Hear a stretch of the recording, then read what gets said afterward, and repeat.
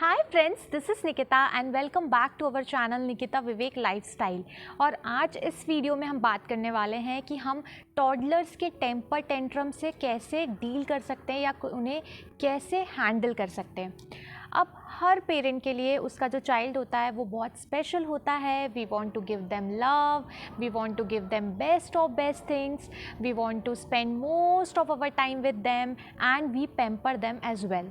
But sometimes we pamper them so much that the child become stubborn. बच्चा बहुत ज़िद्दी हो जाता है और फिर दे स्टार्ट थ्रोइंग टेंट्रम्स और बच्चे की ज़िद में फिर चीखने लगते हैं, चिल्लाने लगते हैं और बहुत सारे तरीके उनके टेंट्रम शो करने के।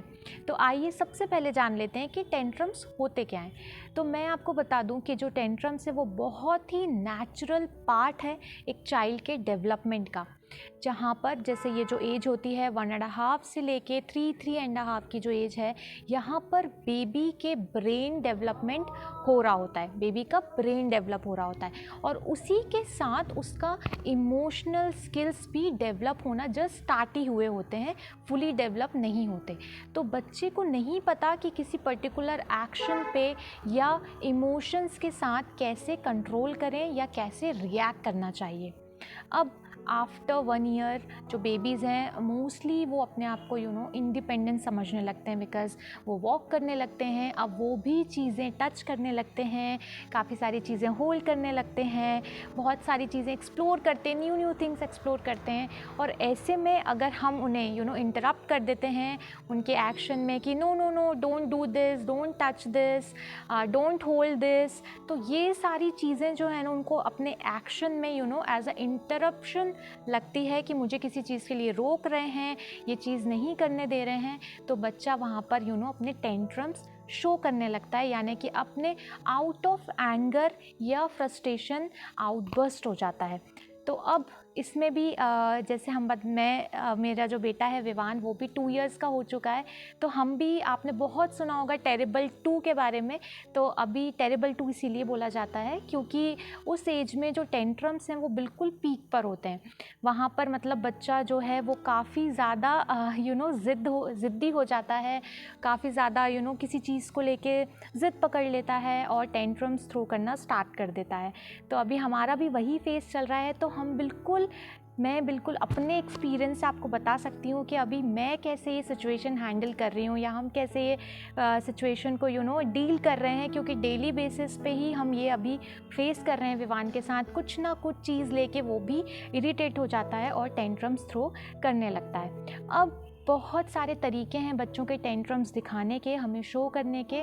बहुत सारे बच्चे चीखने लगते हैं, रोने लगते हैं, बहुत सारे बच्चे पैर फटकारने लगते हैं फ्लोर पे। आपने यूजुअली मार्केट में भी देखा होगा, पब्लिकली भी बहुत टेंट्रम शो करते हैं बच्चे। अगर कोई चीज़ पसंद आ गई मार्केट में तो वो नहीं हम अगर दिला रहे हैं, डिनाई कर दिया हमने, तो उस वजह से भी टेंट्रम्स शो करना स्टार्ट कर देते हैं। बहुत सारे बच्चे अपने आप को यहाँ तक कि हिट करना स्टार्ट कर देते हैं फ्लोर पर, वॉल पर, जो कि हमें इस सिचुएशन को हैंडल करना है और उन्हें ऐसा हिट करने के लिए रोकना है।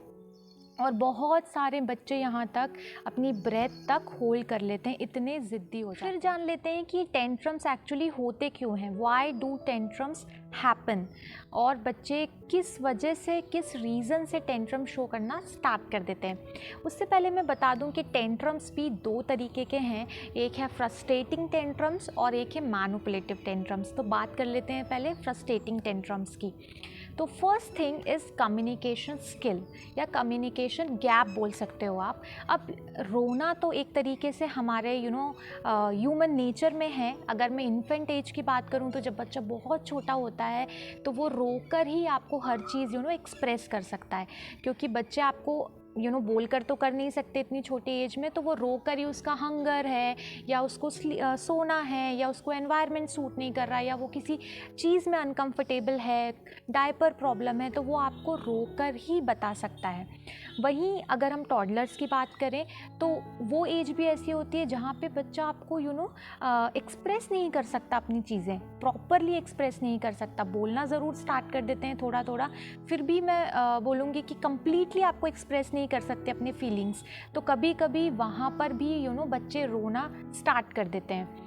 और हम एडल्ट्स के साथ भी यही है, जैसे हम भी बहुत सारी सिचुएशंस ऐसी हैं जो हमें नहीं समझ में आती हैं कि हम कैसे डील करें, या काफ़ी डिप्रेशन में हैं या काफ़ी किसी चीज़ को लेके सैड हैं, तो हमारे अंदर भी इमोशंस हैं जो कि क्राई की तरह बाहर आते हैं। तो सेम बच्चों के साथ भी होता है। अभी तो बल्कि उनके तो इमोशंस अभी डेवलप होना स्टार्ट ही हुए हैं और वो पूरी तरह डेवलप भी नहीं हुए हैं। तो कम्युनिकेशन गैप का मेरा मतलब है कि कई बार होता है कि बच्चा आपको कुछ समझाने की कोशिश कर रहा होता है, बट हम एज अ पेरेंट कभी कभी बहुत सारी चीज़ें हमें नहीं समझ में आती कि बच्चा क्या कहना चाह रहा है। तो उस केस में भी बच्चा बहुत फ्रस्ट्रेटेड हो जाता है कि वो बता कुछ रहा है, हम समझ नहीं पा रहे हैं या हम समझ कुछ और रहे हैं। तो उस केस में भी बच्चे टेंट्रम्स थ्रो करना स्टार्ट कर देते हैं। Second thing is emotional trigger या इमोशनल रीज़न होता है, इमोशनल टेंट्रम्स होते हैं। अब ये जो इमोशनल टेंट्रम्स हैं ये हम विवान के साथ काफ़ी फेस करते हैं। मैं आपको एग्जांपल्स दे के बताती हूँ। जैसे उसके नाना नानी हमारे यहाँ आए या हम उसके नाना नानी के यहाँ गए, तो बहुत बार ऐसा होता है कि विवान का मन नहीं है आने का या उसका मन है कि नाना नानी के साथ ही जाना है। तो बहुत बार ऐसा होता है कि बच्चे डिटैचमेंट फील करते हैं किसी पर्सन से, किसी बेबी से। तो इस केस में भी बच्चे टेंट्रम्स थ्रो करना स्टार्ट कर देते हैं। अब विवान तो मैक्सिमम टाइम ऐसा करता है हमारे साथ, और उस चीज़ के लिए अब हम काफ़ी प्रिपेयर भी हो चुके हैं कि वो बहुत ज़्यादा ज़िद करता है अपने नाना नानी के साथ जाने की या फिर उनके घर खेलने की। तो इस चीज़ को बोलते हैं कि बच्चा इमोशनली अपने आप को कंट्रोल नहीं कर पा रहा है, वो डिटैचमेंट से उसको रोना आ रहा है या टेंट्रम्स थ्रो कर रहा है। सेकंड थिंग कि कभी कभी क्या होता है, बच्चों की वाइब्स किसी से मैच नहीं हो रही होती है। जैसे विवान की और मेरी वाइब्स काफ़ी मैच होती हैं, बिकॉज एज अ मदर मैं उसकी काफ़ी सारी चीज़ें समझती हूँ। जैसे मुझे पता है कि अब वो यूट्यूब पे क्या देखता है, क्या प्रिटेंड करके वो खेल रहा है, और वही चीज़ अगर वो मेरे साथ खेलता है तो मुझे पता है कि अच्छा हाँ, इसने वहाँ ये चीज़ देखी है, इसलिए वो मम्मा के साथ भी वैसे ही प्रिटेंड करके खेलना चाहता है, तो मैं समझती हूँ। बट वहीं अगर मैंने किसी से बोल दिया कि चलो अब थोड़ी देर तुम उसके साथ खेल लो, या मैं किचन में बिज़ी हूँ, तो किसी और को मैंने दे दिया। बट बहुत बार ऐसा होता है कि बच्चे की वाइब हर किसी से मैच नहीं होती, तो उस केस में भी बच्चा हमें लगता है कि अरे परेशान कर रहा है, मम्मा मम्मा कर रहा है, बट एक्चुअली वो आपको बताना चाह रहा है कि मुझे उसके साथ नहीं खेलना या आपके साथ ही खेलना है। तो उस केस में भी बच्चा out of frustration tantrums throw करना स्टार्ट कर देते हैं। थर्ड थिंग कि बेबीज़ को हमेशा बेबीज़ ही चाहिए होते हैं खेलने के लिए।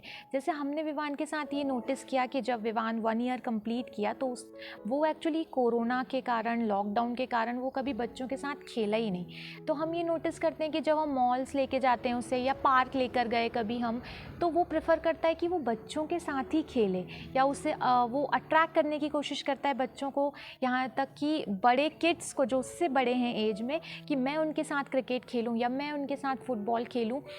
तो बच्चों को हमेशा बच्चे ही चाहिए। तो उस केस में भी वो काफ़ी इरिटेट हो जाता है बहुत बार, क्योंकि हम एज अ पेरेंट्स कितना ही उनके साथ खेल लें बट उन्हें मज़ा हमेशा बच्चों के साथ ही आता है। तो ये कुछ इमोशनल रीजंस हैं बच्चों के जहाँ पे वो टेंट्रम्स थ्रो करते हैं, और हमें एज अ पेरेंट्स ये सिचुएशन हैंडल करना भी पता होना चाहिए। Third thing is physical tantrums. तो फिज़िकल टेंट्रम्स बच्चों में ट्रिगर होते हैं या उनका रीज़न होते हैं जब बच्चे को बहुत ज़्यादा भूख लग रही होती है। तो जैसे हमने विवान के साथ भी एक बार नोटिस किया था कि वो जिस गाड़ी में सो रहा था, हम उसे मंदिर लेकर गए और वो सोकर उठा, तो हम भी इतना नोटिस नहीं कर पाए, बट ये हमारी गलती है कि उस टाइम हम नोटिस नहीं कर पाए, और उसे भूख के कारण वो बहुत रो रहा था, बहुत रो रहा था। मतलब हमें समझ नहीं आ रहा था कि मतलब उसे कुछ प्रॉब्लम है या उसे ये एनवायरनमेंट सूट नहीं कर रहा, कुछ तो प्रॉब्लम हो रहा है। बट फिर जैसे ही मैंने उसे फीड दिया तो वो बहुत जल्दी फीड लेने लगा। तब मुझे समझ में आया कि नहीं, उसे भूख लग रही थी इसीलिए वो रो रहा था। तो बहुत बार ऐसा होता है कि बच्चे हंगर के कारण या काफ़ी थक जाते हैं, स्लीप के कारण भी रोते हैं, या उन्हें एनवायरनमेंट सूट नहीं कर रहा होता। तो इसका मैं कंबाइंड आपको एक एग्जांपल देती हूँ कि आपने हमारा वीडियो देखा होगा विवान के बर्थडे सेलिब्रेशन वाला, जहाँ पर हमने एक छोटी सी पूजा रखाई थी हमारे घर पर, तो वहाँ पर विवान बहुत टाइम तक तो काफ़ी पेशेंसली उसने सिचुएशन हैंडल करी। कुछ कि पंडित जी आ रहे हैं, ओके, कुछ लोग हमारे यहाँ आए हैं, धीरे धीरे वो एडजस्ट कर रहा था। बट उसने देखा कि आफ्टर 1 आवर 2 आवर वो एनवायरनमेंट वैसे ही है और लोग बढ़ते जा रहे हैं, या खाना खा रहे हैं या मम्मी पापा मुझे अटेंशन नहीं दे रहे हैं, उनका पूरा अटेंशन उन्हीं लोगों में है। तो विवान मतलब उसको नींद भी आ रही थी उस वजह से भी, और उसे वो एनवायरनमेंट भी बिल्कुल सूट नहीं किया। तो वो बहुत ज़ोर ज़ोर से रोने लगा, चीखने लगा। फिर हम कुछ भी सेरेमनीज़ जो हो रही थी कि गिफ्ट्स एक्सचेंज हो रहे हैं, तो वो चीज़ भी उसने मुझे बिल्कुल अटेंड नहीं करने दी। तो वहाँ मुझे समझ में आया कि नहीं, वो काफ़ी थक गया है, बच्चे काफ़ी टायर्ड हो जाते हैं या अनकंफर्टेबल हैं किसी एनवायरनमेंट को लेके, तो उस केस में भी बच्चे काफ़ी टेंट्रम्स थ्रो करना स्टार्ट कर देते हैं। तो ये कुछ रीजंस थे जिससे बच्चे टेंट्रम्स थ्रो करते हैं आउट ऑफ फ्रस्ट्रेशन। सेकंड मैंने आपको बताया था मैनिपुलेटिव टेंट्रम्स। तो मैनिपुलेटिव टेंट्रम्स जो हैं उसमें बच्चे क्या करते हैं कि अगर आपने किसी चीज़ के लिए मना कर दिया, किसी चीज़ के लिए डिनाई कर दिया, तो वो उस कंडीशन में रो रो कर आपके इमोशंस पे कंट्रोल करते हैं कि उन्हें पता है कि अगर हम रोएंगे तो मम्मी पापा ये चीज़ हमें दे देंगे। तो बहुत बार बच्चे जानबूझकर रोना, चीखना, चिल्लाना शुरू कर देते हैं कि ये चीज़ हमको रोक कर ये चीज़ हमको मिल जाएगी, तो वो कहलाते हैं मैनिपुलेटिव टेंट्रम्स। बट अब ये सारे टेंट्रम्स जो हैं, जो कि मैंने बताया था कि काफ़ी नेचुरल हैं और इस एज में होना भी काफ़ी नेचुरल है, क्योंकि वो भी उनके डेवलपमेंट का एक पार्ट है। पर एज अ पेरेंट ये हमारी ड्यूटी है या हमारा एक्चुअली रिस्पॉन्स बहुत मैटर करता है उस सिचुएशन को कैसे हम हैंडल कर रहे हैं। तो आइए अब पहले जान लेते हैं कि एज अ पेरेंट हम कैसे इस सिचुएशन को हैंडल भी कर सकते हैं और कुछ टेंट्रम्स को हम अवॉइड भी कर सकते हैं।